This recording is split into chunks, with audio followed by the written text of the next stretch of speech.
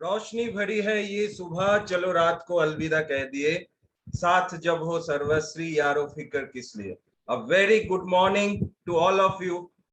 सबको स्वागत है सर्वश्री की तरफ से, जो मॉर्निंग का प्रोग्राम अरेंज किया जाता है। ये प्रोग्राम में सबको दिल से स्वागत करते हैं। मैं शुभाशीष सरकार, आपका दोस्त, आज का host.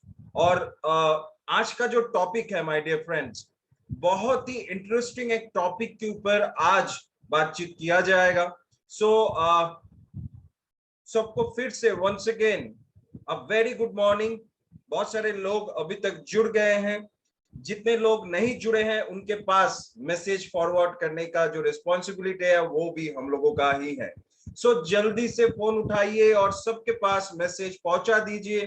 Programme is starting. So programme चल रहा है, प्रोग्राम शुरू हो गया है। ये मीटिंग में आज जो होगा हेल्थ केयर के ऊपर, हेल्थ केयर इंडस्ट्री के ऊपर, एंड स्पेशली हम जो काम कर रहे हैं हेल्थ केयर प्रोडक्ट्स लेके हेल्थ केयर इंडस्ट्री में सर्वश्री के साथ, इसमें क्या क्या डिसरप्शंस हुए हैं, इसमें क्या क्या तरक्की हुए हैं, इसको लेके हम कैसे आगे जा सकते हैं, और भी बहुत कुछ। आज मतलब एक अनोखा सेशन होने वाला है माय डियर फ्रेंड्स। आपको अंदाजा भी नहीं हो पा रहा है, क्योंकि हर दिन प्रोडक्ट के ऊपर हम लोग जानते हैं, हर दिन इस सर्वश्री का जो भी प्रोडक्ट्स है उसका नॉलेज हम लोग लेते हैं, लेकिन इसके साथ साथ ये हेल्थ केयर इंडस्ट्री के बारे में भी हम लोगों को जानकारी चाहिए। इस हेल्थ केयर इंडस्ट्री में काम करते हुए हम कैसे आगे बढ़ सकते हैं, और क्या क्या वो छोटा छोटा टेक्नोलॉजिकल पार्ट जो हम लोगों को जानना बहुत जरूरी है। आज वो दिन है। So it is a very interesting session and will be so, please forward this message to everyone. सबके पास मैसेज फॉरवर्ड कर दीजिए। सो दोस्तों, जैसे कि आप सभी जानते हैं कि ये जो सिलसिला हम लोगों ने शुरू किया सुबह 8 बजे से, हम लोग 9 बजे तक आप लोगों के पास सर्वश्री के प्रोडक्ट रेंज लेके आते हैं। टोटल प्रोडक्ट्स के ऊपर ये जो सुबह का मॉर्निंग सेशन हो रहा है, इसमें आपका राय क्या है? ये सुबह सुबह पहला क्वेश्चन आपके पास, please give your valuable feedback on this. क्या लगता है आपको इस मॉर्निंग सेशन के बारे में? कैसे चल रहा है ये मॉर्निंग सेशन? क्या मतलब आपको और भी क्या क्या नया नया चीज आपको सीखना है, आपको चाहिए? कौन से प्रोडक्ट के ऊपर आप ट्रेनिंग चाहते हैं? कौन से टॉपिक के ऊपर आप ट्रेनिंग चाहते हैं? बहुत लोग जुड़ रहे हैं अभी भी, और 1-2 मिनट का समय लेते हैं, फिर आज के जो मेन स्पीकर है उनको बुला लेंगे। सो इसी दौरान आपसे ये राय चाहते हैं, जो भी ये मॉर्निंग सेशंस चल रहे हैं, कैसा लग रहा है आपको? यस, बहुत ही बढ़िया, बहुत ही नॉलेजफुल सेशन, जबरदस्त है, गुड। अच्छा चलो, ये तो हो गया 100% सही, ये तो हो गया। 10 में से कितना देना चाहेंगे इस मॉर्निंग सेशंस को?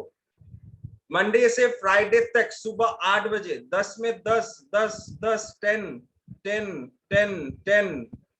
वाह, full marks. So thank you so much all of you. 100 में 100, ओके ग्रेट। 10, 10, okay okay. जब भी सुबह सुबह आप लोगों के सामने आते हैं माय डियर फ्रेंड्स, सीरियसली बहुत ही एनर्जेटिक हो जाते हैं, बिकॉज सुबह सुबह उठ के मतलब आप लोगों के साथ ये इंटरेक्शन करना, और एक एक अनोखा सेशंस, एक्सीलेंट सेशंस, मतलब दिन ही कुछ अलग सा जाता है। 1000 में 1000, मनोज कुमार जी, बहुत बढ़िया, सुपर एक्साइटेड। सो यस, कौन सी बीमारी में कौन सी सॉरी कौन सी दवाई काम करेगी, उसके लिए ट्रेनिंग होनी चाहिए। जरूर होगा, लेकिन फॉर योर काइंड इंफॉर्मेशन, हम लोग तो दवाई नहीं बेचते, हम लोग फूड सप्लीमेंट्स या हेल्थ केयर प्रोडक्ट्स आप लोगों के पास लाते हैं। सो इसके ऊपर सजेशन प्रोडक्ट सजेशन में एक क्लास आई थिंक हो गया है। मॉर्निंग में हमारे honourable trainer mister Parthopati Mukherjee sir एक ट्रेनिंग करवाए थे इसके ऊपर, कौन से प्रोडक्ट देना चाहिए कौन से डिजीज के ऊपर। सो फिर भी आगे भी होगा, आप टेंशन मत लीजिए। सो thank you so much for your exciting replies.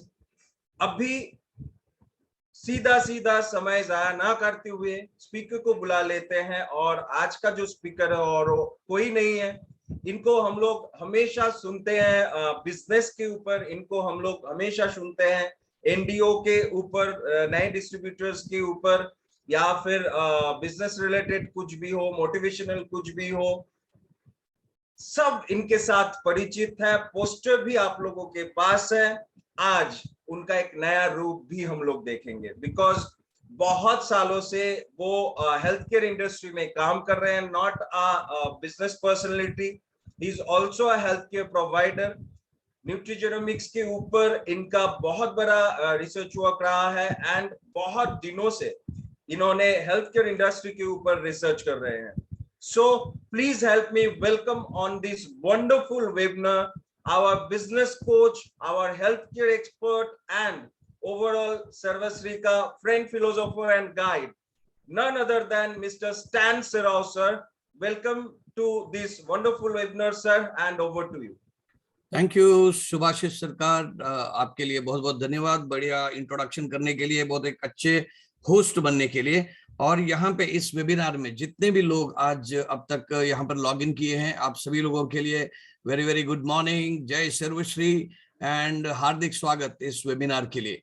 तो आज का जो वेबिनार का टॉपिक है, जैसे सुभाषिष सरकार ने ऑलरेडी आपको बताया, थोड़ा सा हटके है। थोड़ा हम लोग विचार करेंगे कि इस हेल्थ इंडस्ट्री में क्या क्या बदलाव आए हैं। तो ये वेबिनार को करते हुए मैं उम्मीद रखता हूं कि आप सभी लोग प्रोएक्टिवली जो भी मैं सवाल करता हूं उसके लिए चैट बॉक्स में जवाब देंगे, जिससे कि ये सीखने का, सिखाने का, और दुनिया में क्या हो रहा है और खास करके हेल्थ केयर इंडस्ट्री में क्या हो रहा है, इसको समझने की जो हमारी जो प्रक्रिया जो है वो जारी रहेगी। सबसे पहले इस पोस्टर में, फ्लायर में जो आपको व्हाट्सएप के जरिए भेजा है या आपको मिला है, कहीं स्टेटस में आपने देखा रहेगा, एक शब्द है जिसका नाम है डिसरप्शन। डिसरप्शन का हिंदी शब्द को मुझे ढूंढते हुए मिला शब्द व्यवधान। अब ये शब्द तो मैंने भी पहली बार जिंदगी में सुना या उसको यूज किया। तो ये है क्या? तो आज के वेबिनार में दो एस्पेक्ट में, दो सेगमेंट में हम लोग इस टॉपिक को डिवाइड करेंगे। सबसे पहले हम लोग समझेंगे कि डिसरप्शन का मतलब क्या होता है, और उसके बाद में SHPL में जो भी हम लोग प्रोडक्ट्स को और सर्विसेज को जो डिस्ट्रीब्यूट करते हैं, तो इस प्रोडक्ट्स में ये डिसरप्शन का क्या रोल है ये समझेंगे। So are you all ready?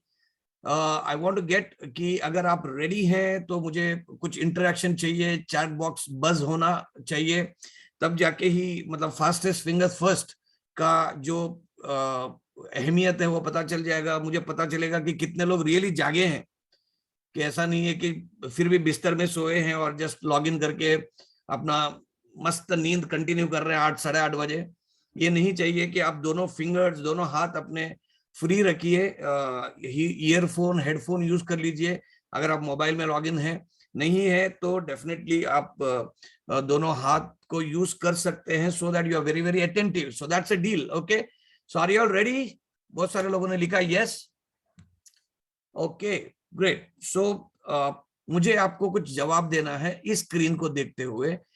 क्या इस वॉच का नाम आप जानते हैं? ऑफ कोर्स स्क्रीन में है, तो टाइप कर लीजिए कि कौन सा कंपनी का एक वॉच है ये। आप में से कई सारे लोगों ने शायद ये यूज भी किया रहेगा।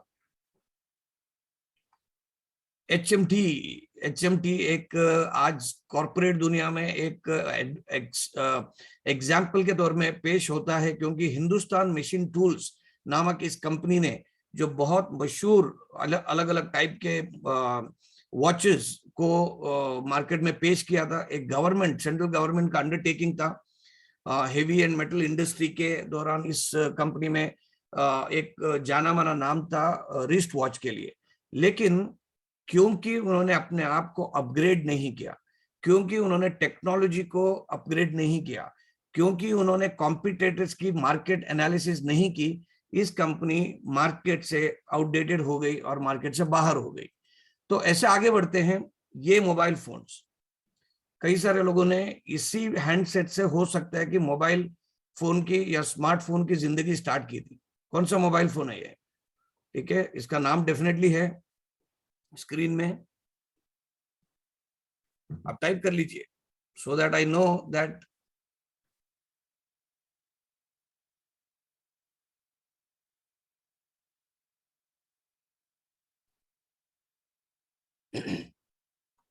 Okay. So this is Nokia phone. Actually मेरा पहला फोन हैंडसेट भी यही था। ये जो है पहला वाला, काफी हेवी था, जो टीवी के रिमोट्स होते हैं तो वैसे ये भी था।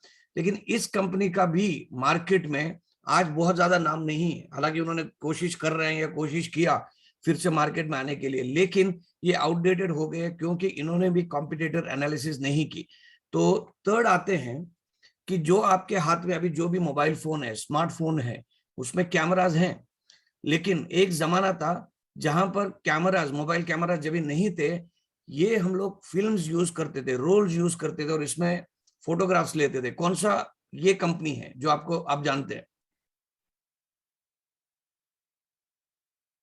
कौन सी कंपनी है जहां पे कैमरा से, जो मैनुअल कैमराज होते थे या एसएलआर कैमराज होते थे, जहां पर हम लोग फोटोग्राफ्स लेते थे, उसके बाद में वो रोल या रील जो है इसको साफ करके, मतलब उसकी पूरी प्रोसेस होती थी, हम लोग करते थे। You're right, it is Kodak. सो ये कोडैक का ब्रांड नेम आप यहाँ पे देख सकते हैं। सो कोडैक फोन था। आज कोडैक के बारे में बहुत ज्यादा बातचीत नहीं होती है क्योंकि उन्होंने अपने आप को, अपनी टेक्नोलॉजी से अपने आप को अपग्रेड नहीं किया, तो मार्केट से वो आउटडेटेड हो गए और कोई और लोगों ने इसका मार्केट का स्पेस कब्जा कर लिया।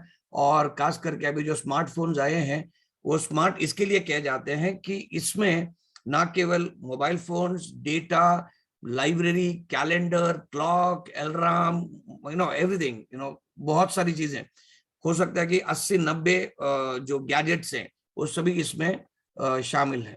सो लेट्स मूव एंड देन आगे देखते हैं कि फूड डिस्ट्रीब्यूशन, जो पहले एक फैसिलिटी थी नहीं। अगर कई सालों के पहले होटल में खाना बेचने का सोच किसी को, मतलब अगर बताते तो बोलते कि भाई खाने को भी कोई बेचा जा सकता है, क्योंकि घर पे अगर कोई मेहमान आते हैं तो उनको हम लोग पानी देते हैं और खाने के लिए पूछते हैं, कि इसको बेचा नहीं जाता है। तो ऐसी सोच थी कई सालों पहले। लेकिन बाद में फूड इंडस्ट्री एक काफी बड़ी इंडस्ट्री के तरह उभर के आई। और अभी आज जो फूड डिस्ट्रीब्यूशन जो है, कई सारे कंपनियों ने वादा भी किया है कि with in 10 minutes, with in 15 minutes हम लोग आपके घर पे आपका जो ऑर्डर किया हुआ खाना देते हैं। तो यहाँ पर स्विगी या बहुत सारी और एप्स हैं फूड डिलीवरी के, तो ये खुद कोई भी होटल या किचन मेंटेन नहीं करते हैं, लेकिन इन्होंने एक ऐसा मार्केट प्लेस ऐप बनाया हुआ है कि आपके लोकेलिटी के जितने भी होटल्स हैं उनसे वो ऑर्डर, मतलब लोगों से ऑर्डर कलेक्ट करके होटल्स को मैपिंग करते हैं और वहां से आपको डिलीवरी करने का एक नया सोच के साथ ये बिजनेस स्टार्ट हुआ है। आगे बढ़ते हैं। ये कौन से टू व्हीलर्स है, क्या आप इसको आइडेंटिफाई कर सकते हैं?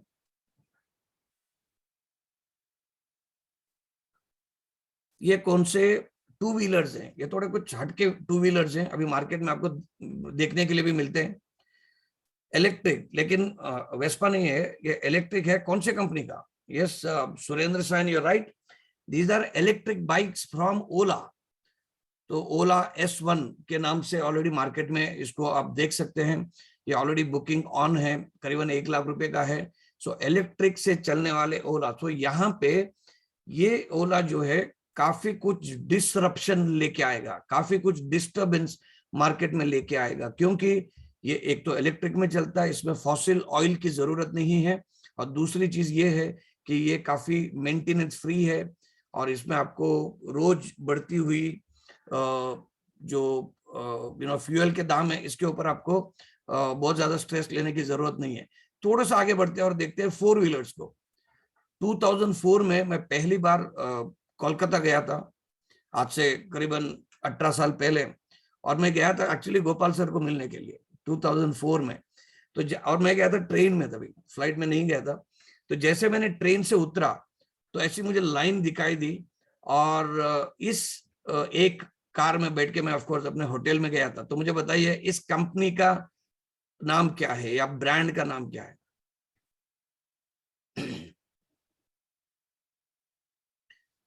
सो कितने लोगों ने ये चलाया?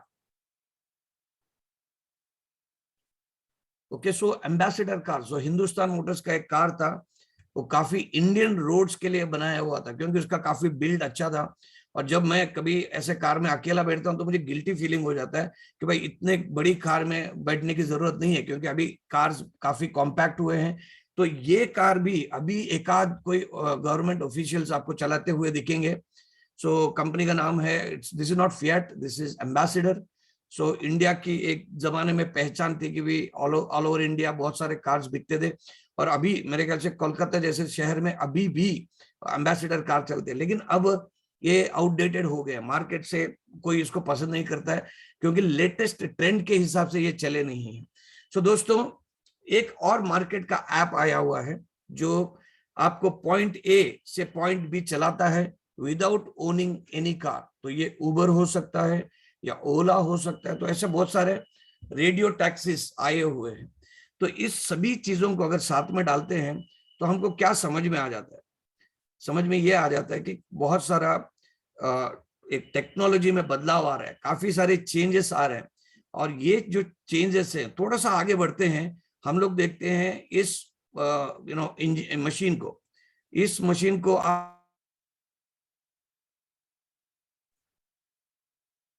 इस मशीन को आप अगर आप पहचान सकते हैं, उसमें कुछ नाम तो लिखा हुआ है कि क्या एक कंपनी का नाम लिखा हुआ है और इसके ओनर कौन है। आप अगर ध्यान से देखें, so this is space x. Space x जो है इज ओन्ड बाय, कौन ओन करते हैं उसको? Elon Musk.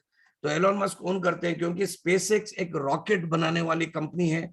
तो अलग अलग रॉकेट्स जो हम लोग, मतलब 2 व्हीलर 4 व्हीलर नहीं, जो टेस्ला के ओनर हैं, जो स्पेस एक्स के ओनर हैं एलॉन मस्क, ये कई सारे राष्ट्रों के लिए, कई सारे रिसर्च ऑर्गेनाइजेशन के लिए जो स्पेस में काम करते हैं, मून में जाना हो, चंद्रमा में जाना हो, तो ये ऐसे टेक्नोलॉजी को यूज करते हैं। सो दोस्तों, what I want to tell you here is that कि हम लोग समझते हैं कि डिसरप्शन इस वर्ड का नाम या इस शब्द का मीनिंग क्या है, और हमारे लिए आज जो SHPL में काम करते हुए ये हमको कहां पर फायदा या कहां पर आपको एडवांटेज दे सकता है। सो ये इंग्लिश में लिखा हुआ है, बहुत सिंपल है कि disruptive technology significantly alters the way business और एंटायर इंडस्ट्रीज ऑपरेट। मतलब ये टेक्नोलॉजी के आधार पर एक कंपनी किस तरीके से काम करेगी, या जस्ट एक कंपनी नहीं, एक पूरी इंडस्ट्री किस तरीके से काम करेगी, इसको आप देख सकते हैं। फॉर एग्जांपल, आप देखोगे पहले एक जमाना था जहां पे STD बूथ कॉल्स चलते थे, फोन कॉल के बूथ चलते थे, STD कॉल्स और ISD कॉल्स के लिए। लेकिन अभी आपको देखने नहीं मिलता है। कई बार आपको देखने मिलते थे टाइप राइटिंग के सेंटर्स या DTP ऑपरेटर्स। अभी आपको थोड़े स्टेशनरी दुकान मिलेंगे बट आपको वो जमाने के टाइपराइटर आपको अभी नहीं मिलेंगे। सो ये क्या करता है कि डिसरप्शन जो है एक तरीके के सिस्टम को हिला के रखता है, एक नई टेक्नोलॉजी को लेके आता है। और ये जब नई टेक्नोलॉजी आती है, इट ऑफन फोर्सेस कंपनीज, जो कंपनीज को अपने काम करने की शैली को चेंज करने के लिए, अपना अप्रोच को चेंज करने के लिए मजबूर करता है। क्योंकि अगर वो नहीं करते हैं ऐसा, there is a loss, there is a fear of loss of market share. तो आप मार्केट में एकदम आगे नहीं रहते हैं। कई बार आपको ऐसा लगता है कि ये टेक्नोलॉजी को अगर आजमाएंगे नहीं तो कई सारे डिस्टर्बेंसेस आ सकते हैं, या आप अदर कंपनीज को अपने जो एक प्रोडक्ट फिलॉसफी है उससे आगे बढ़ने के लिए आप उनको अलाउ करते हैं।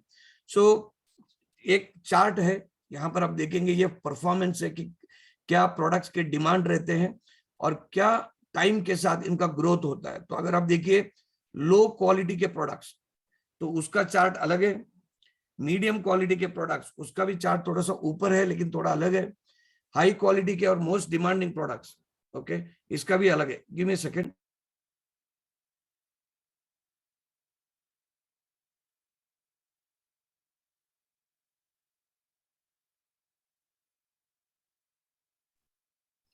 लेकिन यहां पर अगर आप देखोगे, जो डिसरप्टिव टेक्नोलॉजी है, जो पूरी टेक्नोलॉजी बदल देता है या प्रोडक्ट की फिलॉसफी को बदल देता है, इसका चार्ट अगर आप देखोगे, ये लो, मीडियम, हाई और मोस्ट डिमांडिंग जो भी टेक्नोलॉजी है, ये जो प्रोडक्ट है, उससे काफी अलग है। ये सबको बीट करके एकदम ऊपर चला जाता है।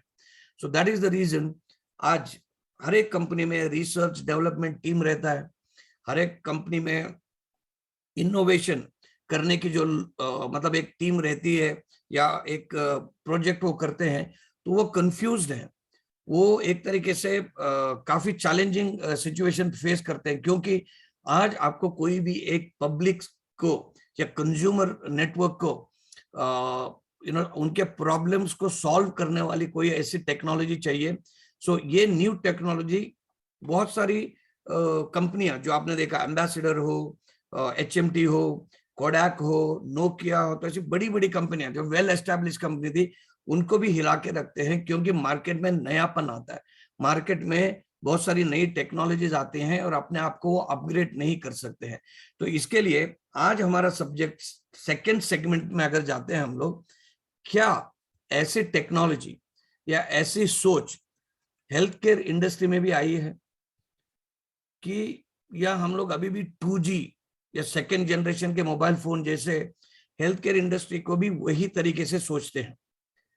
क्योंकि आज ये अगर सवाल पूछे, is health care ready for disruption, आपको राइट साइड में दिखेगा आंसर कि yes, health care disruption has already arrived. Health care में बहुत सारे डिसरप्शंस अभी आए हुए हैं, बहुत सारी नई नई टेक्नोलॉजीज आए हुए हैं जो कंज्यूमर ड्रिवन है। यहाँ पर डिजिटल डिसरप्शन हो रहा है, तो इसको भी हमको हमारे सोच में रखते हुए हमको आगे बढ़ना है, क्योंकि हमारी जो प्रोडक्ट फिलॉसफी है कंपनी की, तो ये अभी हमको अपने आप को अपग्रेड करना पड़ेगा। हमारे पास बहुत अच्छे हेल्थ केयर के प्रोडक्ट्स हैं, कंज्यूमर होम केयर के प्रोडक्ट्स हैं, बहुत सारी प्रोडक्ट रेंज बहुत अच्छी है। तो इसमें भी इनोवेशन लेके आके जो मार्केट में इजीली अवेलेबल नहीं है, ऐसे प्रोडक्ट्स को हमको पेश करना पड़ेगा, तभी you will be steps ahead, you will be far ahead from a lot of other competitor companies. So बहुत सारी टेक्नोलॉजी आज दुनिया में बात किए जाते हैं। सो अगर हम लोग हाईलाइट करें the 8 technology, one is of course the internet of things. कई सारे ऐसे टेक्नोलॉजी अभी आए हुए हैं कि जहां पर आप इंटरनेट के जरिए बहुत सारे कुछ हेल्थ रिलेटेड इंफॉर्मेशन को आप ले सकते हैं। जस्ट इमेजिन कि एक छोटा सा चिप है, एक मैग्नेटिक चिप है, जो आपके शरीर में कहीं ना कहीं डाला जाता है। फॉर एग्जांपल मान के चलिए आपके रिस्ट में डाला जाता है, और ये आपके स्मार्टफोन से कनेक्टेड है। तो स्मार्टफोन से जब ये कनेक्टेड है, स्मार्टफोन से आप देख सकते हैं कि आपका बॉडी का टेम्परेचर क्या है, आपका शुगर लेवल क्या है, आपका ब्लड प्रेशर लेवल क्या है। तो जितने भी वाइटल पैरामीटर्स हैं वो सभी आपके मोबाइल फोन में दिखेंगे। मान के चलिए कि मैं बेहोश हो गया किसी रीजन से, और मुझे अभी किस रीजन से बेहोश हो गया या क्या हो गया, ये मैं डॉक्टर को बता नहीं सकता, क्योंकि मैं तो बेहोश हो गया। लेकिन अगर मेरा स्मार्टफोन का एक्सेस है, और अभी ऐसे टेक्नोलॉजी आएंगे जहां पर आप उसको रिकवर कर सकते हैं, तो वहां पर मेरे बॉडी के पैरामीटर्स मुझे ट्रीट करने वाले मेडिकल प्रोफेशनल्स को मिल सकते हैं विदाउट आई कम्युनिकेटिंग या विदाउट डूइंग अ डायग्नोसिस। तो ऐसे ही अगर आगे बढ़ते हैं, augmented reality and virtual reality, AR और VR के बारे में अभी काफी बातचीत हो रही है, तो ये भी नई टेक्नोलॉजीज हैं। ब्लॉकचेन के टेक्नोलॉजी के बारे में आपने जाना ही है। तो blockchain is a wonderful technology, लेकिन ब्लॉकचेन के नाम पे जो ऑफ कोर्स जो सर्कस हो रहा है, of course I don't endorse it, उसमें काफी अनएथिकल और इलीगल चीजें हैं। Same with artificial intelligence, AI, machine learning, 3D printing, drones. आगे जाके आपको लॉजिस्टिक या डिलीवरी सिस्टम कंप्लीटली चेंज हो जाएगी। ड्रोन्स के जरिए हो सकता है कि स्विगी हो या बहुत सारे ऐसे डिलीवरी एप्स हैं जो फूड डिलीवरी करते हैं, आपको खिड़की में आके आपको अपना फूड डिलीवरी भी दे सकते हैं। रोबोट्स हैं, रोबोट से काफी कुछ आप कर सकते हैं, इंक्लूडिंग कि इंडिया में अगर पेशेंट है तो अमेरिका का एक सर्जन इंडिया में ना आते हुए वहां से रोबोटिक सर्जरी कर सकते हैं। तो ऐसे काफी इनोवेटिव चीजें दुनिया में अभी हो रही है। लेकिन अगर हम लोग देखेंगे ये टेक्नोलॉजी से इकोनॉमी में क्या इम्पैक्ट होता है, क्या इकोनॉमी में फर्क आता है, कहाँ पे ज्यादा बिजनेस है, अगर देखते हैं कि यहाँ पे देखिए टॉप 10 टेक्नोलॉजीज, वहां पे advance materials, 3D printing, energy storage, ऐसे बहुत सारे हैं।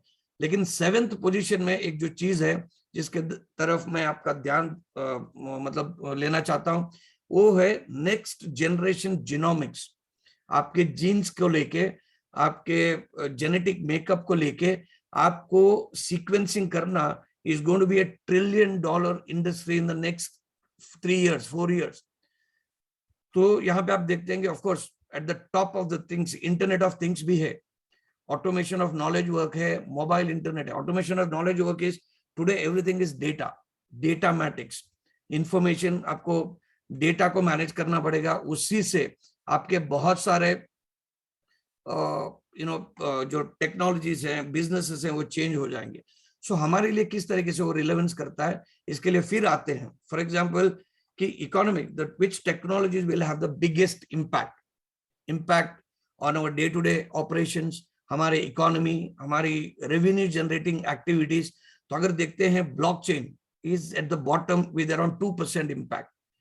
क्लाउड कंप्यूटिंग इज मतलब जो इंटरनेट के ऊपर हो रहा है, ये जो वेबिनार है ये भी क्लाउड में रिकॉर्डिंग हो रहा है, नॉट मेरे लैपटॉप में नहीं हो रहा है, क्लाउड में हो रहा है, तो उसको भी हम लोग एक्सेस कर सकते हैं दुनिया भर में। तो ऐसे बहुत सारी टेक्नोलॉजी है, but the top of the technology is telemedicine. Telemedicine मतलब जो हमारे स्वास्थ्य को अभी हम लोग जिस तरीके से ट्रीट करते हैं उसको भी ट्रीट करने का तरीका बदल जाएगा।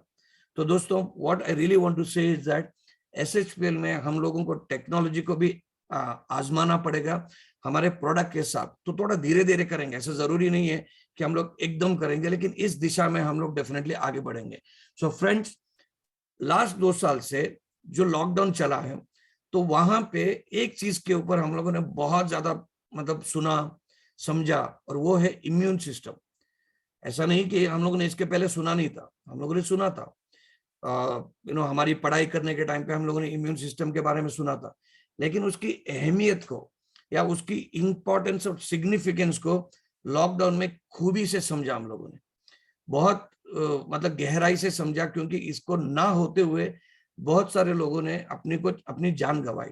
हालांकि वो बाहर से हट्टे कट्टे अच्छे दिखते थे, फिजिकली फिट थे, लेकिन उनकी इम्यून सिस्टम अंदर से स्ट्रांग ना होने से एक कोरोना वायरस ने उनकी जान ले ली, क्योंकि उनकी ऑर्गन कई सारे फेल हो गए और मल्टीपल ऑर्गन फेलियर होने के कगार में वो आ गए। हमारे डायरेक्ट सेलिंग इंडस्ट्री में भी, जो हेल्थ इंडस्ट्री में बहुत सारे प्रोडक्ट्स को, सर्विसेज को बेचने वाले या रिप्रेजेंट करने वाले बहुत टॉप लीडर्स की भी इस दौरान उनको जान अपनी गंवानी पड़ी, बिकॉज कहीं ना कहीं इम्यून सिस्टम के ऊपर हम लोग इंटेलेक्चुअली ध्यान देते हैं, लेकिन प्रैक्टिकली इसके ऊपर ध्यान नहीं दे पाए।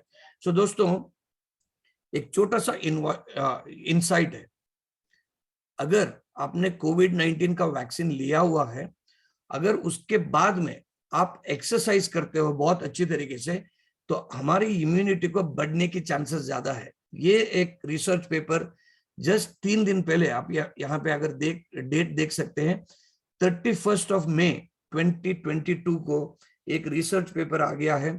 तो ये पाया गया है कि दोज पीपल जिन्होंने कोविड-19 वैक्सीन लिया हुआ है, उनको एक्सरसाइज करने से उनकी इम्यूनिटी बढ़ा हुआ है, ऐसा एक रिसर्च पेपर ने बताया हुआ है। तो ये भी एक छोटा सा इंसाइट है। लेकिन कोविड-19 के दौरान जो भी वैक्सीन लिए हैं उसके ऊपर भी काफी चर्चाएं हो रही है, काफी रिसर्च हो रहा है। तो ये एक रिसर्च ये बताता है कोविड-19 ने कार्डियक कंडीशंस को, कार्डियक रिलेटेड जो हार्ट केयर रिलेटेड जो सब्जेक्ट है, इसमें कोलैटरल मतलब बहुत बड़ी मात्रा में डैमेज किया हुआ है पूरे सर्विसेज को। तो काफी असर आ गया है। ये भी 2-3 दिन का ही एक अपडेट है। इजराइल से एक ऐसी न्यूज भी आ गई है कि जो भी थोड़ा सा मतलब एंजाइटी क्रिएट करने वाला है। हालांकि इसका भी कोई संपूर्ण तरीके से हम लोग इसको कंफर्म नहीं कर सकते। It says that Covid vaccine जो जिन लोगों ने लिया हुआ है उनको कार्डियक कंडीशंस बढ़ने की चांसेस है, and that is why today काफी सारे जो कार्डियक अरेस्ट से लोग जो जान गंवा देते हैं अक्रॉस इंडिया और across the world, cardiac related deaths are still the number 1 killer. इससे बहुत बड़ी मात्रा में लोगों की जाने जाती हैं। तो इसके लिए ये न्यूज को of course we cannot take it on face value. ये एक न्यूज आर्टिकल है 31 ऑफ मई, 2-3 दिन पहले ये आया हुआ है।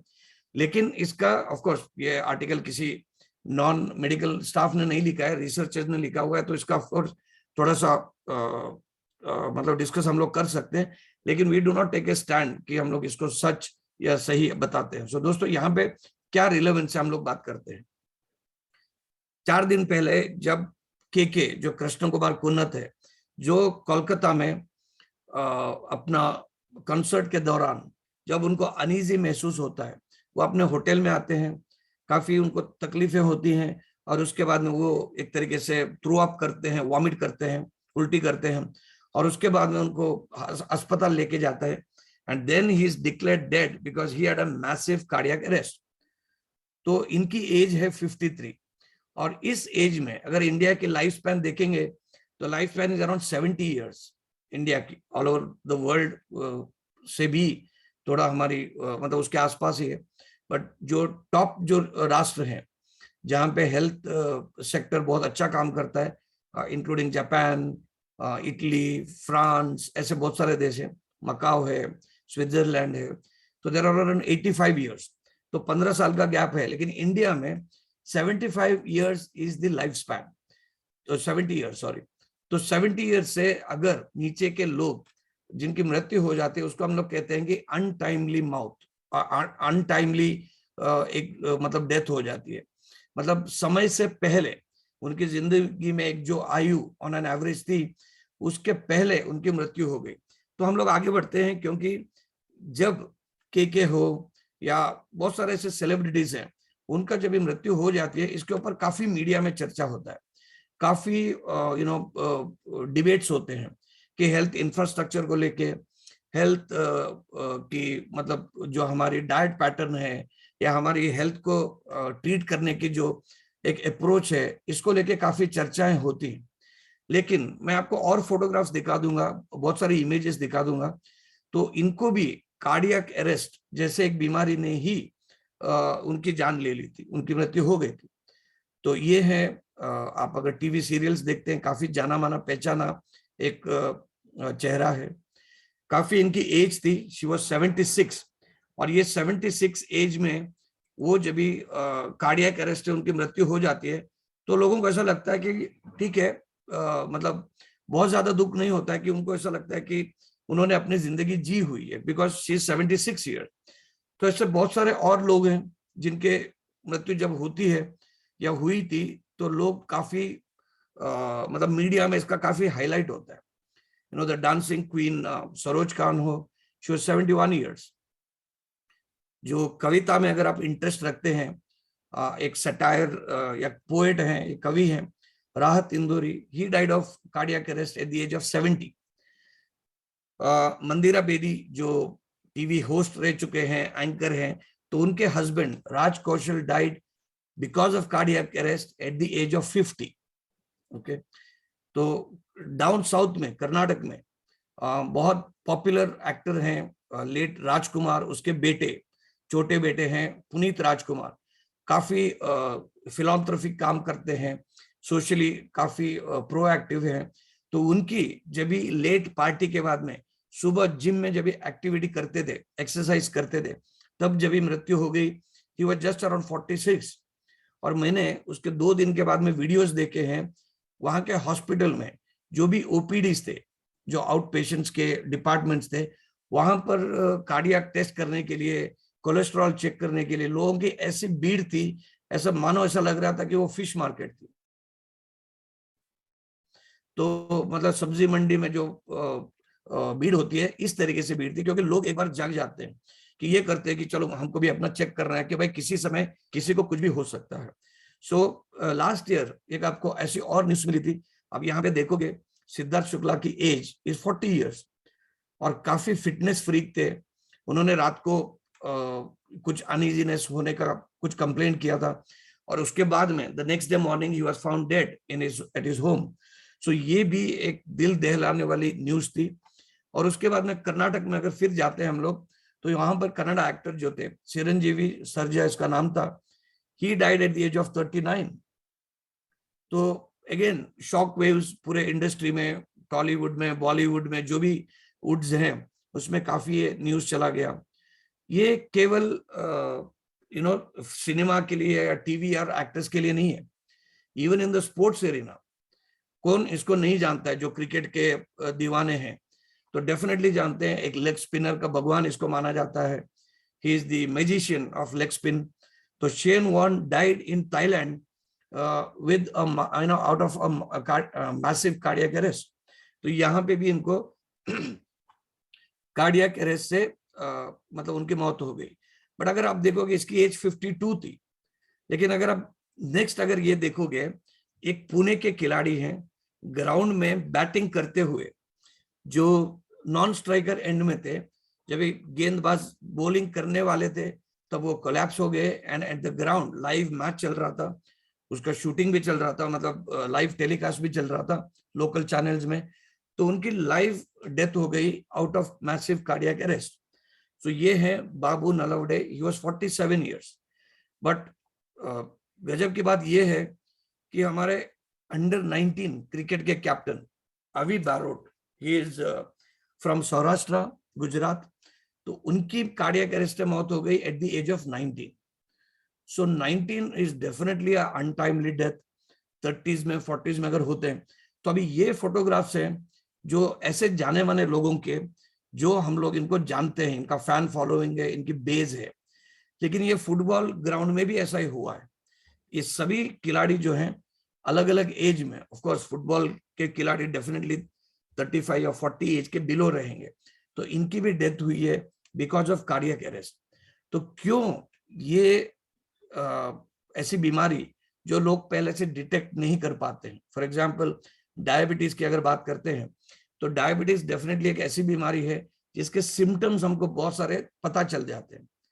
लो एनर्जी, बहुत ज्यादा प्यास लगना, या आपको मतलब बहुत सारे सिम्टम्स हैं, आपको वीकनेस आना, चक्कर आना, आप उसको चेक भी कर सकते हैं। बट कार्डियक रिलेटेड इश्यूज जो हैं वो कई बार सिम्टम्स नहीं रहते।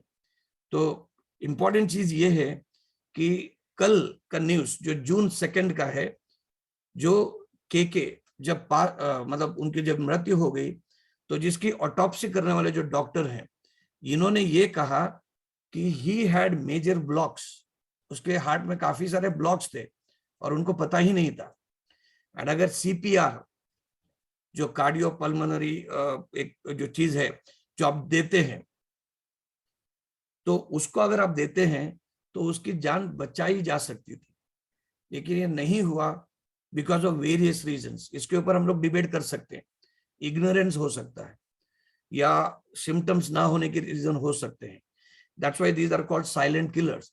तो यहाँ पे मैं रुकता हूं और एक वीडियो प्ले करना चाहता हूं। ये वीडियो भी आप सेल्फ एक्सप्लेनेटरी है और ये काफी इम्पोर्टेंट है कि आप इसको सुन सकते हैं। और हालांकि ये इंग्लिश में है, आपको डेफिनेटली ये समझ में आ जाएगा कि क्या इसमें इस डॉक्टर कहते हैं। ठीक है, सुन लीजिए। थोड़ा सा लंबा है बट बहुत इंपॉर्टेंट है। केवल कल का ही अपडेटेड न्यूज है। के डेथ के बारे में जब न्यूज एंकर हमारे डॉक्टर जो एमिनेंट कार्डियोलॉजिस्ट हैं, डॉक्टर नरेश त्रेहान मेदांता के हैं, वो क्या बोलते हैं इसको मतलब बहुत ध्यान से सुन लीजिएगा। You know, Dr. Trehan, like you did say, whatever we discuss now in retrospect could be futile.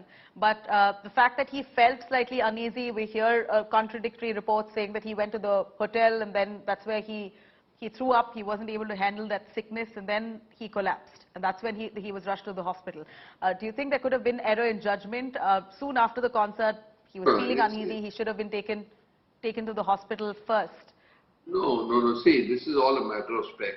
Who did what? Because we should not be speculating. It's a very tragic event. It's a big loss to the country and to the music industry. And I think that unnecessary speculation on this should not be done. The autopsy report will be available a little later in the day, and we'll know the true cause. But what I was using this interaction with you was to warn people. To warn people that, look, if you have, like today we say, know your genes. If you have history of heart disease in the family, then you should be following a certain regimen which we have prescribed. And we say, okay, we do a checkup at this stage, that's and how to go about in subsequent checkups so that we can keep these people safe. So those are the things that we need to really pay attention to. That when a reminder comes like this, when a healthy person who's a singer, who has this sudden death happens, that it sends alarm waves around us. It also, sends a shiver up your body to say it can happen to anybody. But can we do anything? So today we are at a stage in medicine, especially in cardiology and cardiac sciences, that we can actually do a predictive model for a given individual. We know all the contributing factors. I mean, with a great degree of accuracy, we can tell people who are at a higher risk of getting a heart attack and those who are not. And also give a little bit of a follow-up to say, this is where we have to check periodically, milestone it for that individual, rather than telling the whole country that you need to do this, that, these. That science has now come. The molecular science that we have today, the genetic science that we have today, makes it eminently predictable for us to say, with great degree of accuracy, who are the people at risk. And those people who are at risk have to be careful. And I'll tell you one very important fact, that heart attacks, high blood pressure, stress, they're all related. So you can't tell the whole world, don't do any stressful work, but the people who are at risk, which we can determine, they should actually manage their lifestyle a little differently than people who do not have that high risk. We know precaution is certainly better than postmortem, and that's what we see here.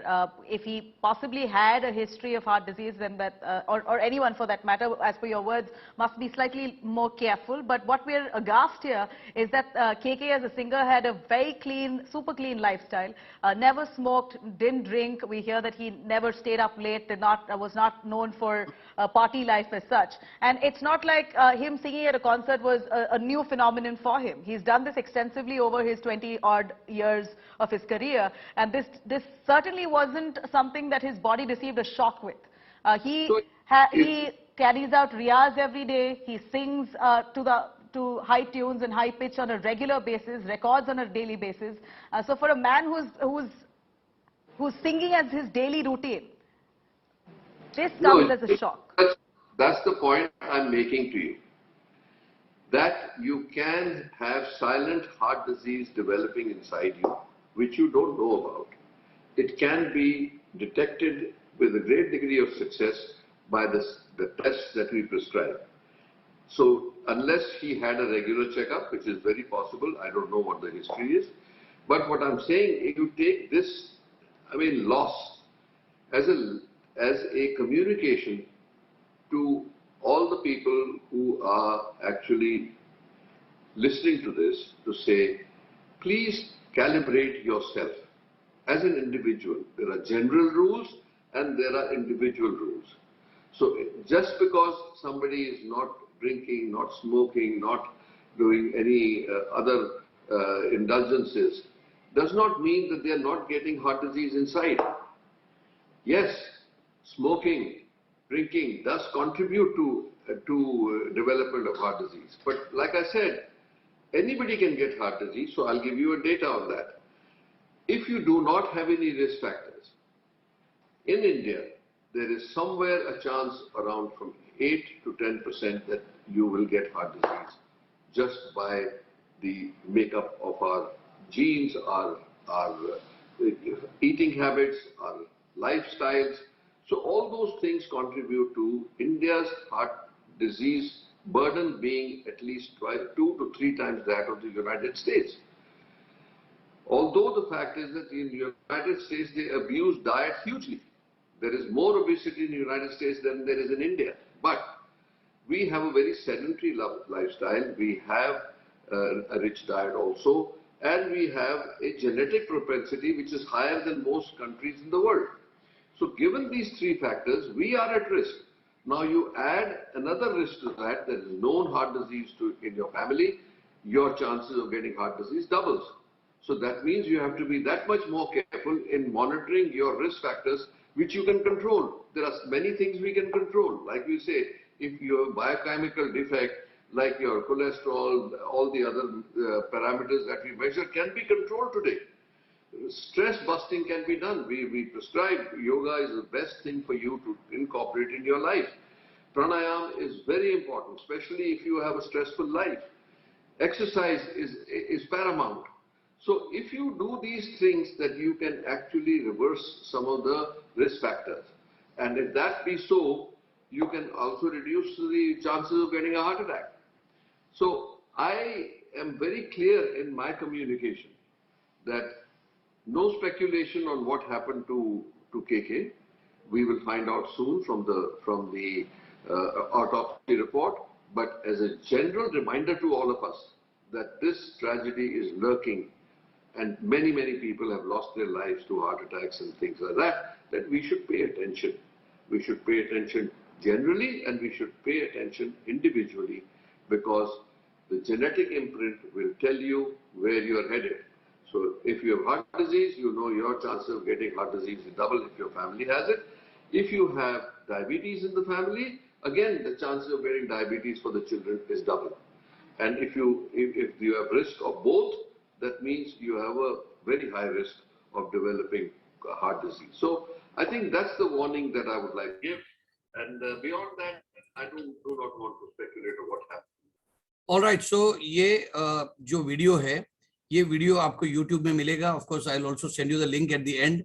तो इसमें आप सुनते हैं doctor Naresh Trehan को, जो Medanta hospital के CMD हैं और एक एमिनेंट कार्डियोलॉजिस्ट है इंडिया के. और वो ये कहते हैं कि ऐसे जब भी मौत होती है लोगों की, ये एक रिमाइंडर है और वो लोगों को वार्न करना चाहते हैं, क्योंकि इंडिया की जो लाइफस्टाइल है, हमारी जो डाइट पैटर्न्स है और हमारी जो जेनेटिक प्रीडिस्पोजिशन है, ये अमेरिका से 2 से 3 गुना रिस्क लेता है कि इंडिया के पॉपुलेशन को कि कार्डियक अरेस्ट या कार्डियक रिलेटेड बहुत सारी बीमारियां आने के लिए 30, 35, 40 अलग अलग बीमारियां हैं. तो 8 to 10% of India's population, India की जनसंख्या में 8 से 10% ऐसे लोग हैं जो कार्डियक रिलेटेड कंडीशंस के लिए काफी ससेप्टेबल हैं या उनको रिस्क फैक्टर है. अब सवाल ये है कि आप कब जागोगे, कुछ बीमारी होने के बाद में या कुछ तकलीफें होने के बाद में या उसके पहले.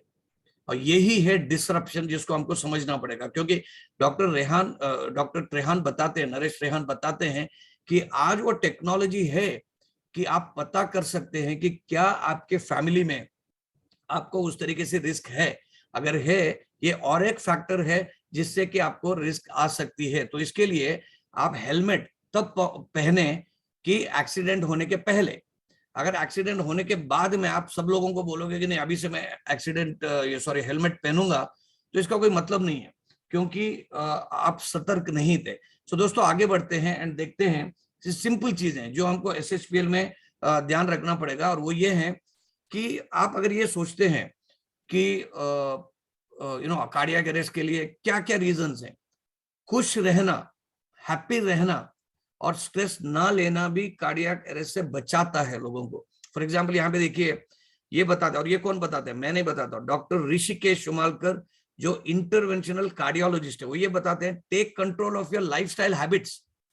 आप कितने बजे सोते हैं, कितने बजे उठते हैं, क्या एक्सरसाइज करते हैं, स्मोकिंग करते हैं, अल्कोहल है या टोबैको, तंबाकू रिलेटेड कोई प्रोडक्ट्स लेते हैं, ये सभी कंट्रीब्यूट करते हैं.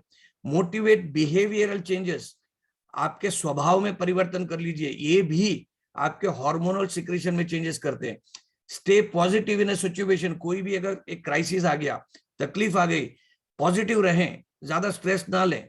बहुत ज्यादा तकलीफें नहीं उठाएं, एंजाइटी नहीं उठाएं। If needed ask help from family, friends and experts. Counselling कराएं, कोई तकलीफ होती है तो अंदर ना रखें, कोई स्ट्रेस है, कोई चीज है, पर्सनल हो, फैमिली हो, फाइनेंस हो, हेल्थ हो, शेयर करें। आज एक्सपर्ट्स हैं ऑल ओवर आपके साइड में एक्सपर्ट्स हैं। Research proves people who are sarcastic मतलब जो मतलब एक तरीके से ताने मारते हैं और इरिटेट होते रहते हैं, कभी मना चिड़चिड़ होते रहते हैं, इनको हार्ट अटैक आने की चांसेस ज्यादा है। ठीक है।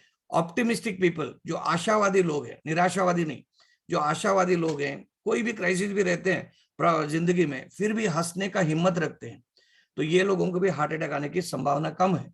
और ये आपको ताजुब होगा कि आप ये सोचते हैं कि चलो ठीक है कुछ हो जाएगा तो हम लोग गोलियां लेंगे, हम लोग सर्जरी कराएंगे, पेस मेकर डाल देंगे, ये नहीं है। तो यहाँ पे आप देखिए सेकंड पोर्शन में लिखा हुआ है 90% of sudden cardiac arrest in young people जो होते हैं, क्यों होते हैं? Because of lifestyle based problems, and 10% होते हैं ब्लड डिसऑर्डर और जेनेटिक प्रॉब्लम से। तो हम लोग अभी इस चीज को क्यों डिस्कस कर रहे हैं? क्योंकि बहुत सारे ऐसे कॉजेज हैं जो हम लोग कंट्रोल कर सकते हैं, जैसे कि डायबिटीज, ओबेसिटी जो मोटापा है, कोलेस्ट्रॉल की प्रमाण ज्यादा है क्योंकि हमारे लाइफस्टाइल की वजह से, ब्लड प्रेशर बढ़ता है, एक्सेसिव स्ट्रेस लेते हैं, एक्सेसिव स्मोकिंग करते हैं, ये सभी हम लोग प्रिवेंट कर सकते हैं। कई ऐसी चीजें हैं जिसको प्रिवेंट करना थोड़ा आसान नहीं है, हेरिडिटरी जो जेनेटिक्स में आई हुई है, तो उस व्यक्ति को उसको सामना करना पड़ेगा, उसको वो बदल नहीं सकते हैं, उसको सामना करना पड़ेगा, उसको कन्फ्रंट करना पड़ेगा। विमेन में जो मेनोपॉज होता है या एथनिसिटी, अगर समझ लो मैं एक एशियन हूँ, इंडियन हूँ, तो मैं अभी कल चाइनीज नहीं बन सकता हूँ, या कल मैं अमेरिकन बन नहीं सकता हूँ, मैं तो इंडियन ही रहूंगा। तो मेरी एज मेरे लिए रुकती नहीं है, हर साल 1 साल से मैं मतलब मेरी आयु बढ़ती है। जेंडर, हमारे जो जेंडर है, सेक्स जो है, वो चेंज नहीं कर सकते। आज मैं मेल हूं तो ठीक है 2 साल के बाद मैं फीमेल बनना चाहता हूं, नहीं होता है। तो ये हम लोग प्रिवेंट नहीं कर सकते दोस्तों। इसके लिए एसएचपीएल लेके आया है कि आप अपना जेनेटिक को समझें। ये एक once in a lifestyle genetic screening है, एक वेलनेस टेस्ट है। तो यहां से आप अपने जेनेटिक डिसऑर्डर्स को, जेनेटिक में कुछ भी रिस्क फैक्टर्स हैं, इसको आप समझ सकते हैं। और इसको समझने के बाद में इसमें 21 डीएनए के पैनल्स है, 200 से भी ज्यादा फिनोटाइप्स हैं। फिनोटाइप्स मतलब 200 अलग अलग टेस्ट हैं, और करीबन 300 डिसीजेस, जिसमें हार्ट एंड हार्ट रिलेटेड करीबन मतलब 20-30 डिसीज के बारे में भी हम लोग पहले से जान सकते हैं कि क्या मेरे आने वाली जिंदगी में अगले 5, 10, 15, 20 साल में ये रिस्क फैक्टर है। अगर रिस्क फैक्टर है तो आपके पास समय है जहां पे करेक्शंस किए जाते हैं। अब इसके ऊपर रिसर्च करने वाला ये रिसर्च टीम है, 18 कंट्री का रिसर्च का team, the human genome project के अंदर इन्होंने काम किया अमेरिका में 1990 से लेके 2003 तक। फिर 2003 से लेके 2010, 11, 12 तक ये फिर भी रिसर्च और मतलब इनके दायरे में ही रहा।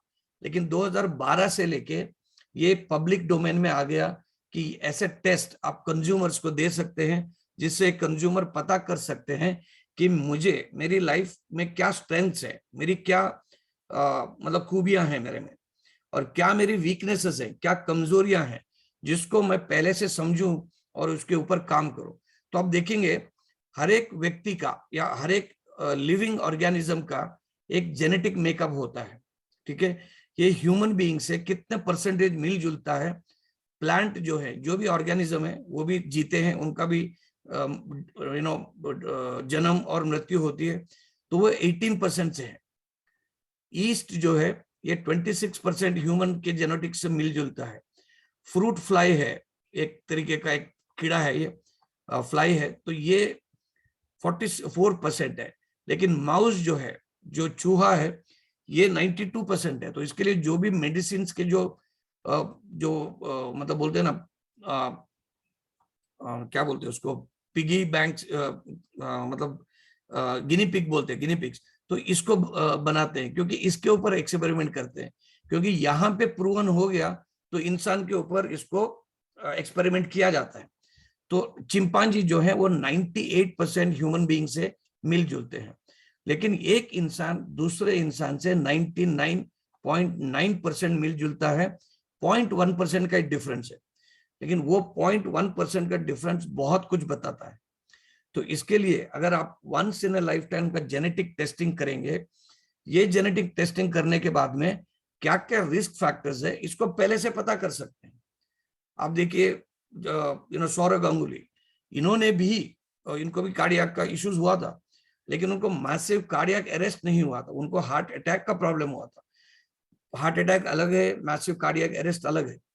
एक ब्लॉकेजेस से होता है, दूसरा इलेक्ट्रिक फ्यूज उड़ने से हो जाता है, मतलब आम भाषा में समझा देंगे तो इसके लिए मैं आज ये बताना चाहता हूं कि डिसरप्शन जो जिसको हम लोग हेल्थ केयर में बात करते हैं वो ये है कि हमारी बॉडी जैसे एक किताब इंग्लिश अल्फाबेट से बनी हुई है। इंग्लिश अल्फाबेट से एक शब्द बनता है, वर्ड बनता है, एक सेंटेंस बनता है, एक वाक्य बनता है, उधर से एक पैराग्राफ बनता है, एक चैप्टर बनता है और एक किताब बनती है। वैसे हमारा शरीर भी कुछ अल्फाबेट से बने हुए हैं, और ये अल्फाबेट से 4 ATCG। अभी आपको सुन के ऐसा लगेगा कि यार ऐसा कैसा है। अब ये भगवान की क्रिएशन है, जो भी भगवान को आप मानते हैं ये उनका क्रिएशन है, और इसके लिए जेनेटिक्स में जो जेनेटिक कोड जो हम लोग बोलते हैं ये ऐसा आता है। जब ये हमारी जेनेटिक टेस्टिंग करते हैं तो ऐसे रिजल्ट्स आते हैं। ये कोड है, ये हम लोग आम लोग जिनको ट्रेनिंग नहीं है वो पढ़ नहीं सकते। इसके लिए इसको भगवान की भाषा बोलते हैं, और ये भगवान की भाषा जो लिखी है हमारे शरीर में, इसको हम लोग ठेस पहुंचा देते हैं रोज, क्योंकि हमारी लाइफस्टाइल की वजह से, एडिक्शन की वजह से, लाइफस्टाइल ठीक ना होने की वजह से, तो इसकी वजह से होते हैं म्यूटेशन। म्यूटेशन को आसानी से आप समझ सकते हैं कि स्पेलिंग मिस्टेक्स है। ये स्पेलिंग मिस्टेक्स जब होते हैं तो आप एक शब्द को गलत पढ़ते हैं, तो वैसे हमारा शरीर भी जो म्यूटेशंस होते हैं उसको गलत तरीके से समझता है। तो दोस्तों आज SHPL में हम क्या कर सकते हैं कि आज SHPL में बहुत सारे ऐसे सप्लीमेंट्स हैं, बहुत सारे ऐसे वेलनेस के प्रोडक्ट्स हैं, हेल्थ के प्रोडक्ट्स हैं, उसको हमको लोगों तक लेके जाना पड़ेगा और उनको बताना पड़ेगा कि यही आपका मेडिसिन है। Let food be thy medicine. आपका खाना ही आपका औषध होना जरूरी है, क्योंकि फूड जो है आपके जेनेटिक मेकअप को चेंज करने की क्षमता रखते हैं, लेकिन सही फूड आपको लेना पड़ेगा। इसके लिए आप देख सकते हैं कि आपके पास बहुत सारा वैरायटी हो सकते हैं। आप वेजिटेरियन हो सकते हैं, नॉन वेजिटेरियन हो सकते हैं, आप वेगन हो सकते हैं, वीगन जो एनिमल सोर्स के जो भी प्रोडक्ट्स नहीं खाते, ठीक है। तो आप बहुत सारे अलग अलग डाइट को फॉलो कर सकते हैं, लेकिन आपको ये करना पड़ेगा कि मेरे लिए सही डाइट क्या है, what's exactly my diet prescription. क्योंकि मेडिसिन के लिए तो हमको प्रिस्क्रिप्शन मिलता है, लेकिन खाना खाने के लिए जो हम लोग सुबह से रात तक जो भी खाने का मतलब बंदोबस्त करते हैं, उसमें क्या शामिल है ये पता कौन करेगा। अभी हम लोग करते हैं ट्रायल एंड एरर मेथड, और ट्रायल एंड एरर मेथड करके हम लोग अपने सोच के हिसाब से, जिस तरीके से हमारा बॉडी रिस्पॉन्ड करती है उसके हिसाब से करते हैं कि अगर आपको एक ऐसा टेक्नोलॉजी मिले जहां पे आपका न्यूट्रिशन की रिक्वायरमेंट आपके बायो इंफॉर्मेशन के हिसाब से क्या है, उसको हम लोग कहते हैं जीन बेस्ड डाइट प्लान। और ये nutritional advice just tailor made for you, मतलब टेलर आपका माप लेके आपके लिए जो भी कपड़े बनाते हैं वो रेडीमेड नहीं होते, तो आपका फिटिंग सही होगा। तो ये टेक्नोलॉजी है जो आज डिसरप्शन कर रही है पूरे वर्ल्ड में, और इस टेक्नोलॉजी को कहते हैं न्यूट्रीजेनोमिक्स। न्यूट्रीजेनोमिक्स मतलब कि आपके जेनोमिक्स के हिसाब से या आपके जेनेटिक्स के मेकअप के हिसाब से आपको कौन सा न्यूट्रिशन की जरूरत है, कौन सा न्यूट्रिशन आपने ज्यादा प्रमाण में लेना चाहिए, कौन सा न्यूट्रिशन आपने कम लेना चाहिए, कौन सा न्यूट्रिशन आपके लिए जरूरत नहीं है, ये हम लोग पता कर सकते हैं। And that's exactly what is न्यूट्रीजेनोमिक्स।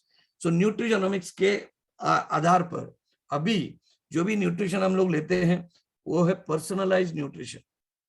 मान के चलिए मुझे कुछ एक कंडीशन है, मैंने कुछ प्रोडक्ट्स खा लिए, मुझे बहुत अच्छा रिजल्ट आ गया, तो ये प्रमाण नहीं है कि मैं भी वो, आप भी वो प्रोडक्ट खाएं, क्योंकि आपका जेनेटिक मेकअप अलग है। तो मेरे लिए रिजल्ट आया, वो आपको एक विश्वास दिलाता है कि यस, ये प्रोडक्ट असरदार है, ये प्रोडक्ट काम करते हैं। लेकिन एक ही प्रोडक्ट हर व्यक्ति को सेम रिजल्ट नहीं देता है। इसमें प्रोडक्ट में खराबी नहीं है, प्रोडक्ट सही है, प्रोडक्ट अच्छा है, लेकिन आपका जेनेटिक मेकअप अलग है, तो उसके लिए आपको वो रेस्पॉन्ड नहीं करता है। तो ये जो फील्ड है, इसको हम लोग कहते हैं पर्सनलाइज्ड न्यूट्रिशन, जहां पर कस्टमाइज मेथड से अलग उसके लिए इंग्रेडिएंट्स होते हैं। तो ये सभी मॉनिटर करना जरूरी है। तो आज पर्सनलाइज्ड न्यूट्रिशन में देखेंगे तो बहुत सारी चीजें हैं जो असर करती हैं। सो न्यूट्रीजेनोमिक्स, न्यूट्रीजेनेटिक्स, जीन डाइट इंटरैक्शंस, इसको समझना जरूरी है। तो हम जानते हैं कि ये प्रोडक्ट्स हैं, ये बहुत हमको मतलब मदद करते हैं। विटामिन ए क्या करता है, विटामिन सी क्या करता है, विटामिन डी क्या करता है, ये हमको पता है। लेकिन ये हमको कितने प्रमाण में चाहिए? फॉर एग्जाम्पल, अगर मेरे शरीर में विटामिन डी की मुझे कमी नहीं है, लेकिन अगर मैं बहुत ज्यादा विटामिन को लेता हूं, तो विटामिन की डी की जो मात्रा मुझे मैक्सिमम चाहिए, उससे ज्यादा भी मैं जा सकता हूं। तो इसको भी कंट्रोल में या बैलेंस में रखना जरूरी है। सो इसके लिए आपको एक व्यक्ति की क्लिनिकल हिस्ट्री, कि उसको क्या बीमारियां हैं, क्या उनके परिवार में, फैमिली में क्लिनिकल हिस्ट्री है, उसको जानना जरूरी है। क्या क्या एलर्जीज उनको है, तो वो भी आपको जरूरी है। कई सारे लोगों को दूध जमता नहीं है, ग्लूटेन जमता नहीं है, एग्स नहीं खा सकते हैं, या बहुत सारे हमारे पास लोग आते हैं जो कहते हैं कि मैं बीटरूट खाता हूं तो मुझे प्रॉब्लम है, मैं गाजर खाता हूं तो रैशेस आते हैं।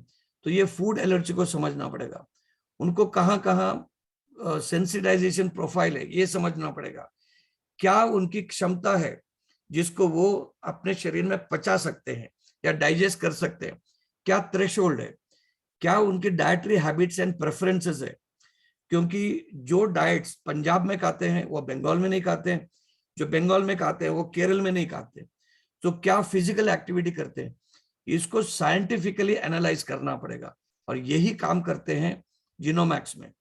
तो जीनोमैक्स में हम लोग ये बताते हैं कि आपको क्या खाने से कौन सा इंग्रेडिएंट मिलेगा, आपको मोटापा आप कैसे कंट्रोल कर सकते हैं, क्या आपको होल ग्रेन्स जमता है या नहीं जमता है, क्या आपको कैफीन से रिस्क है या नहीं है। सो बहुत सारे लोग जो लगातार कॉफी टी पीते हैं, उनको भी काफी तकलीफें आ सकती हैं। सो ये सभी एडवाइस आपको मिलता है जेनेमिक के जरिए। तो इसको हम लोग कहते हैं, जो शरीर के अंदर जो होता है उसको हम लोग कहते हैं जेनेटिक्स या जेनोमिक्स। लेकिन जो शरीर के बाहर जो होता है, जो स्लीप पैटर्न्स हैं, विटामिन डी है, एक्सरसाइज है, फूड और न्यूट्रिशन है, इसको हम लोग कहते हैं एपीजेनेटिक्स। मतलब एपी मतलब ऊपर, एपी सेंटर मतलब उससे भी ज्यादा। तो एपी सेंटर मतलब एपीजेनेटिक्स, जेनेटिक्स से भी ऊपर बढ़कर क्या ऐसी चीज है जो हमारे जेनेटिक्स के ऊपर असर डालती है। So what we eat, how we think and क्या हमारी लाइफस्टाइल है, वो सभी हमारे जेनेटिक मेकअप में असर डालता है। तो ये हम लोग साइंस समझाते हैं जीनोमैक्स में।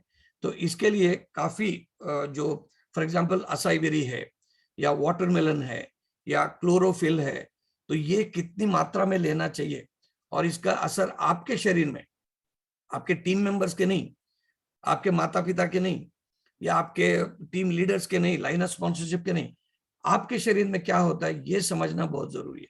तो इसके लिए आपको एपिजेनेटिक्स को समझना पड़ेगा।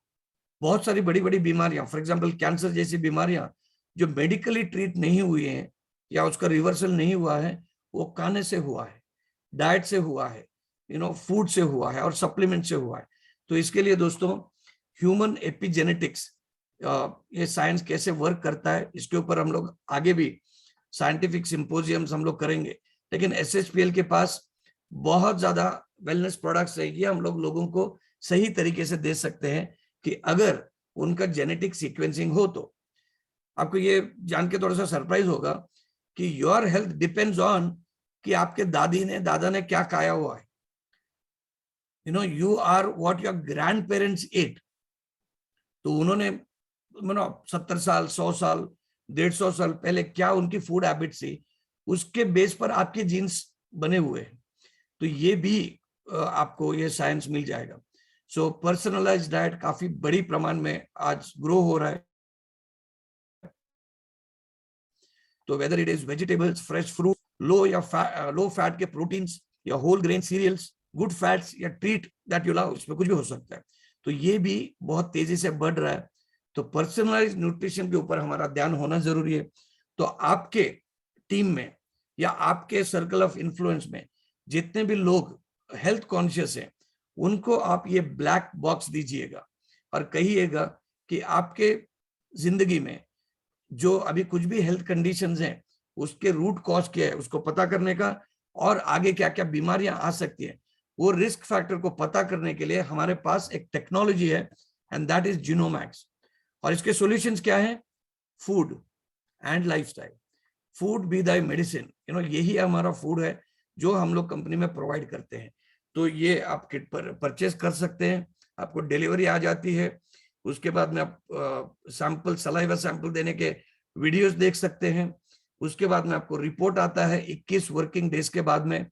उसके बाद में यहाँ पर आपका काउंसलिंग होता है और पर्सनलाइज्ड डाइट प्लान इसके आधार पर बनता है। और ये एक्शन प्लान आपको मिलता है 7 दिन के बाद में आपका काउंसलिंग होने के। और उसके बाद में आपको 1 साल तक आप अपनी जिंदगी को, हेल्थ को मॉनिटर कर सकते हैं। और आपके जेनेटिक इंफॉर्मेशन को भी हम लोग ई लाइब्रेरी में या जीन बैंकिंग में रखते हैं। तो ये कंप्लीट 12 मंथ का प्रोसेस है। और एडवांटेज ये है कि आज इंडिया में कोई भी कंपनी नहीं है जो डायरेक्ट सेलिंग के जरिए इस प्रोडक्ट को बेचती हो। SHPL is the only company ये प्रोडक्ट को बेचती हो। तो we are far ahead of others. और हमारे जितने भी सप्लीमेंट्स हैं, ये आपके एक्शन प्लान में हम लोगों को बता सकते हैं कि आपकी इसको जरूरत है। तो आप डेफिनेटली लोगों को बता सकते हैं कि हमारी एडवांटेज ये है कि हम लोग एक डायरेक्ट सेलिंग कंपनी है, हेल्थ एंड वेलनेस के आधार पर, और बहुत सारी और प्रोडक्ट्स रेंज हमारे पास है। लेकिन हम लोग कस्टमाइज्ड पर्सनल न्यूट्रिशन को प्रिस्क्राइब करने की क्षमता, टेक्नोलॉजी को रखते हैं। और ये आपको एक एडवांटेज देगा।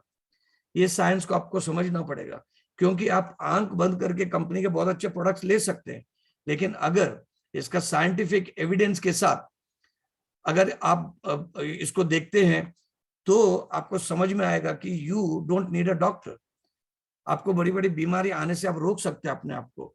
लेकिन आज भी लोग हेल्थ मैटर में 2G को चलाते हैं, 3G को चलाते हैं, जिससे काम बन जाता है, लेकिन आप टॉप ऑफ द टेक्नोलॉजी में नहीं है।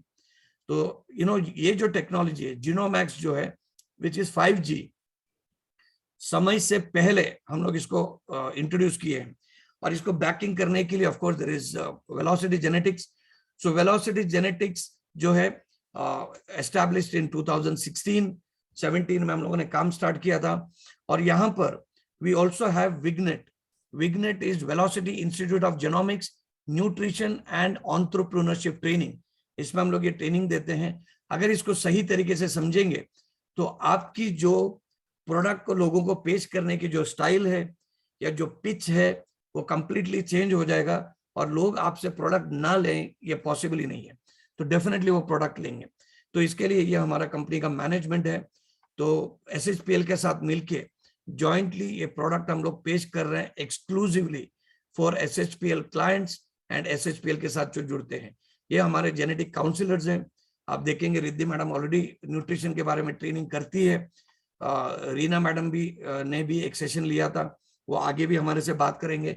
बहुत सारे और काउंसलर्स हैं, वो आगे एक करके ट्रेनिंग प्रोग्राम्स करेंगे। एंड ऑफ कोर्स आपको अलग अलग लैंग्वेजेस में, वो तमिल हो, मराठी हो, हिंदी हो, गुजराती हो, of course English and Nepali भी हो। सो फ्रेंड्स, ये हमारा मेडिकल एडवाइजरी बोर्ड है। तो ये भी आपसे वेबिनार्स करेंगे, उनका शेड्यूलिंग हम लोग डेफिनेटली करेंगे। तो आप समझ सकते हैं कि SHPL एक ऑर्डिनरी हेल्थ बेस्ड कंपनी नहीं है। This is a technology based जो डिसरप्शन कर रही है, जो लोगों को बता रही है कि आप जो सोचते आए हैं वो सही तो है, लेकिन उसको और बेहतर करने के लिए टेक्नोलॉजी हमारे पास है। सो दोस्तों, आपको इन्वेस्ट करना चाहिए अपने पर्सनल ग्रूमिंग के ऊपर और पर्सनल हेल्थ के ऊपर, क्योंकि आपका शरीर जो है, हम वही रहते हैं। हम लोग हमारे 2 BHK 3 BHK ड्यूप्लेक्स में, बंगलों में नहीं रहते हैं। हम रहते हैं हमारे शरीर में। That's the only place that we live. इसकी परवरिश करना, इसको संभालना हमारी जिम्मेदारी है। वी कैन नॉट कंप्लेन, क्योंकि कई बार बहुत ज्यादा लेट होता है एंड बहुत लाखों और करोड़ों में भी पैसा खर्च करना पड़ता है जिंदगी को बचाने के लिए।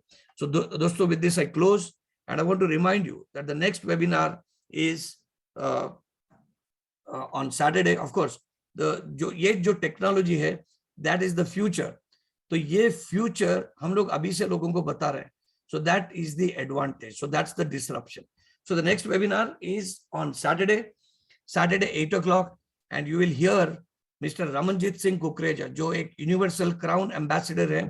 तो ये अपनी दिल की आवाज, अपनी डायरेक्ट सेलिंग इंडस्ट्री की जो अपना अनुभव है और SHPL के साथ उनकी सक्सेस स्टोरी है, कैसे वो अपना ऑडी कार के मालिक बने, किस तरीके से वो अपना बिजनेस में यूनिवर्सल क्राउन एम्बेसडर बने, वो स्टेप बाय स्टेप आपको अपनी स्टोरी बता देंगे। तो that is tomorrow at 8 o'clock। बड़ी संख्या में इस प्रोग्राम में आइएगा और अपने दोस्तों को भी लेके आइएगा। So with this I close. Thank you very much for staying back and समझने के लिए कि हेल्थ इंडस्ट्री में और खास करके SHPL में और डायरेक्ट सेलिंग इंडस्ट्री में क्या डिसरप्शन हम लोग लेके आए हैं, जिससे कि इंडस्ट्री की नक्शा बदल देगी और SHPL में एक बहुत ज्यादा कॉन्फिडेंस के साथ अपने लोगों के साथ हम लोग जा सकते हैं। With this I close. Thank you very much. Thank you so much, sir. What a informative session it was. So बहुत बहुत धन्यवाद आप लोगों का भी, जो इतने एक्साइटेड होके आप लोग सुने हैं, इंटरेक्ट किए हैं। तो जैसे कि सर ने बताया, आज का जितना भी सारा कुछ सर ने बताया, उनमें से जो मेन पॉइंट सर ने बताया कि डिसरप्शन और मतलब इनोवेशंस, क्या आप यूनिकनेस एक लेके आते हो अपने बिजनेस में। सर्वश्री पहले से ही आज 4 साल में सर्वश्री ने जो भी कुछ किया है वो सब कुछ यूनिकनेस एक मतलब एस्टैब्लिश करना चाहे वो प्रोडक्ट के ऊपर हो, प्रोडक्ट में वो रेड एलोवेरा हो कि वो ब्लैक एक्टिवेटेड ब्लैक एलोवेरा हो, वो एस्पल्स हो एंड ऑफ कोर्स जिनोमैक्स जैसे प्रोडक्ट। सो ये सारे प्रोडक्ट एक यूनिक प्रोडक्ट्स है जो सिर्फ और सिर्फ आपको सर्वश्री हाउस प्राइवेट लिमिटेड में ही मिलेगा। और एक दिशा बना दिए हैं, एक दिशा तैयार कर दिए हैं नेटवर्क मार्केटिंग इंडस्ट्री में, हेल्थ केयर इंडस्ट्री में, that is Sarvashree house private limited and we are proud to be a Sarvashreean. Of course I know कि आप लोग भी प्राउड फील कर रहे हो। So thank you so much once again Stan sir for your beautiful explanation. मुलाकात होगा आपसे फिर इस वेबिनार में सोमवार को, मंडे को मॉर्निंग वेबिनार में, और जो हमारे इवनिंग वेबिनार्स होते हैं जैसे कि सर ने बताए, पोस्टर भी दिखाए, सैटरडे मतलब टुमारो 8 PM से हम लोग सुनेंगे सुनो अपनी दिल की आवाज, और रमनजीत सिंह कुकरेजा सर की मतलब श्रीमुख से, और होस्ट में ऑफ कोर्स मैं ही रहूंगा। टोटली एक डिफरेंट टाइप का जो डिस्कशन है वो होने वाला है। सो ये मैसेज सबके पास फॉरवर्ड कर दीजिए। कल भारी मात्रा में भीड़ जमाए वेबिनार्स में, बिकॉज ये आपके जिंदगी बदलने के लिए भी इंपॉर्टेंट हो सकता है।